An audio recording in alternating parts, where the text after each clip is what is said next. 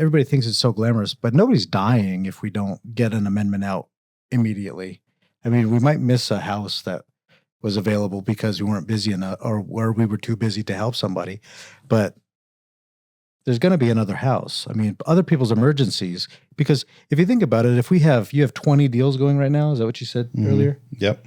That's 20 different schedules, 20 different people with 20 different schedules, all asking for your time. You have to, unless you would lose everything. You'd lose control of everything if you just tried to help everybody when they needed it. You have to say, okay, I'm taking these calls in, and then fit it in your day to help everybody and get it done. And then things will take care of themselves. They'll resolve themselves. It's kind of like when I used to take the week trip.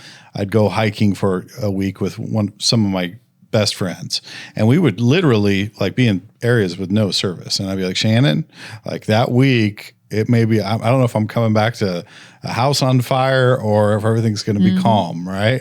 Like, and then what I realized over the years of taking that week was that things do in fact work themselves out. I don't have to be a part of every single aspect, to your point, like, because you would just lose your mind. There's no way you can control everything that's going on all the time. Now you got to set it up right. Yeah.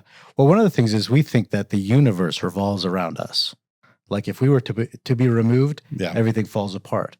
And the perspective that I got was when my father was sick 2 years ago, I took a lot of time to be with him, and I had my best year in business.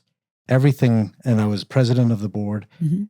Everybody else steps up when there's a vacuum. Other people step up. Yeah. So if you can't get an answer to a customer, they might look somewhere else and get the answer for themselves. So I think being that pop-up realtor is not necessarily the best thing you can do. And you guys had a podcast on work-life balance the other day. Yeah.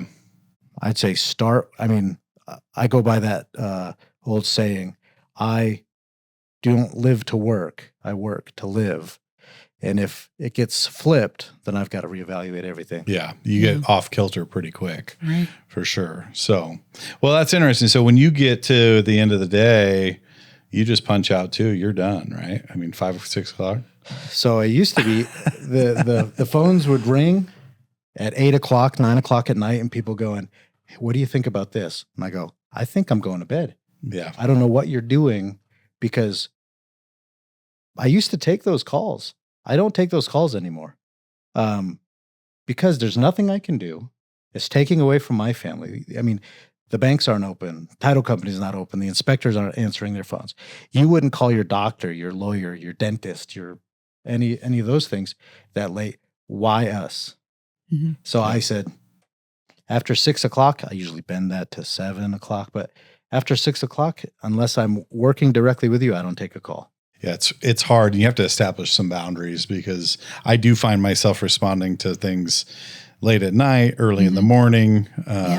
And for me, it's more of clearing those things off. For you, it's more about protecting your sacred time and your mental. I'm going to bed. Yeah, I'm going to bed. I woke up at 3:30. Right. Like I've been up enough hours at this point. Yeah, by 8 o'clock, I'm punchy. Like if you want to bring a problem to me, it's going to be a problem. It's going to be a little curt answer. Yeah.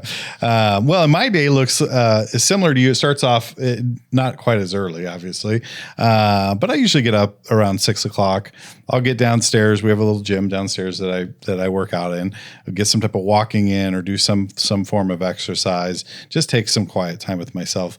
By the time I really, really try hard not to check my phone. The hard thing is like I want to play music or whatever else. I'm on my phone, but I'm tempted to check emails or texts, and I just try to ignore that.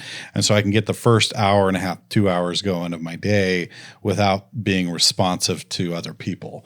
And then once I have that kind of quiet time, then when I'm done with that, I'm up. We're getting ready as a family, get the girls off to school. And then by then, my day is really kicking into gear. And the very first thing I do is I sit down and try to touch all the clients I'm working with right now, all the deals that we've got going on, just do a quick overview of those. Because a lot of people don't realize, if you're not in this business, like it's not just the deals that are under contract, right? You are building relationships with people that you're trying to help them get under contract, buy or sell a property. And then you have a relationship post closing that you want to encourage and continue to be a part of. And so there's 3 main phases that you have, plus all the marketing in between, and then the surprises that we get. Hey, if we don't get this amendment, then we don't get a close on time. The moving truck's showing up.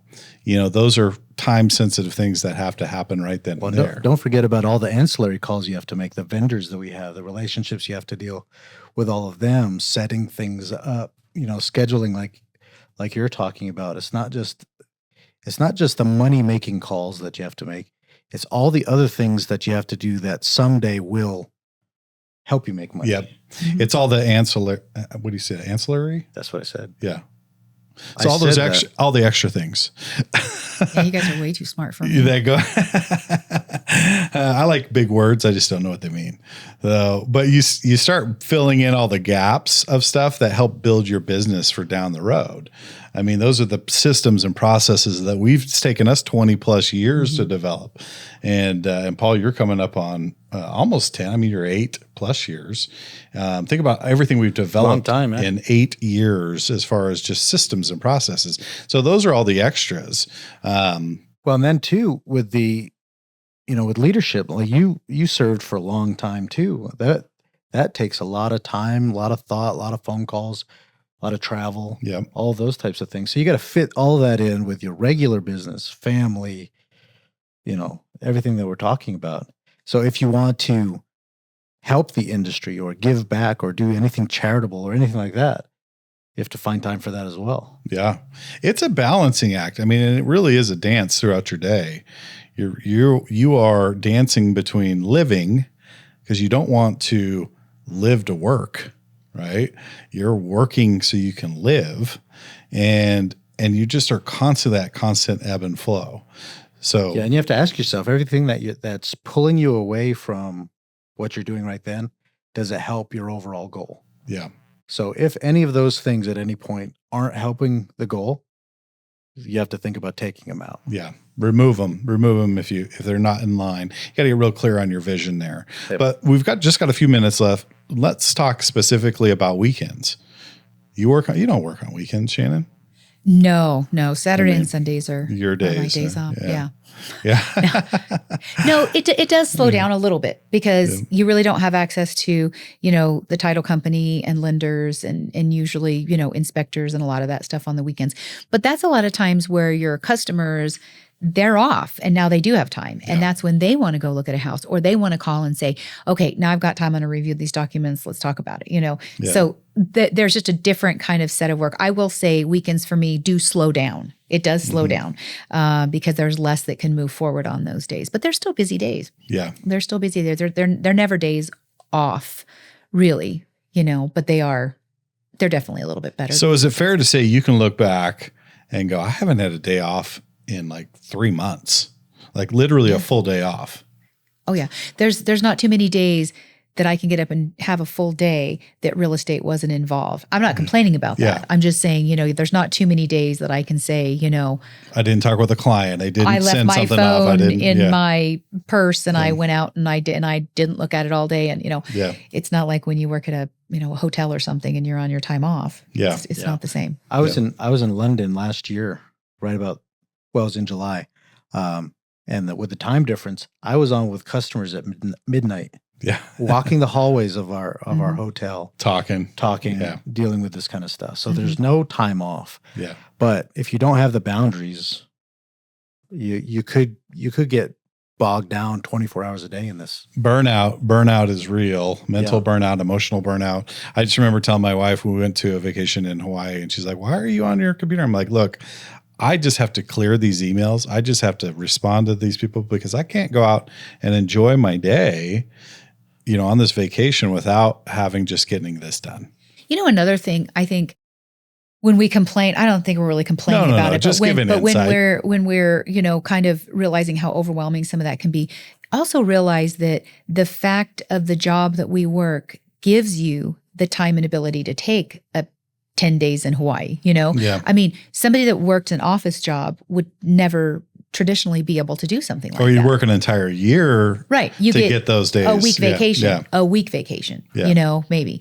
And so, sometimes my husband is really understanding about it, because if we go on vacation and I just say, you know what, we just need to pull over and find a coffee shop somewhere so I can get some Wi-Fi, and I'm going to get a few things taken care of, and then we can move on. He's more than happy. He'll sit and play on his phone or just chat with me or whatever while I do my stuff, because he understands that this is what allows us the freedom to be able to just go do what we want to when we want to, because my job is on the go.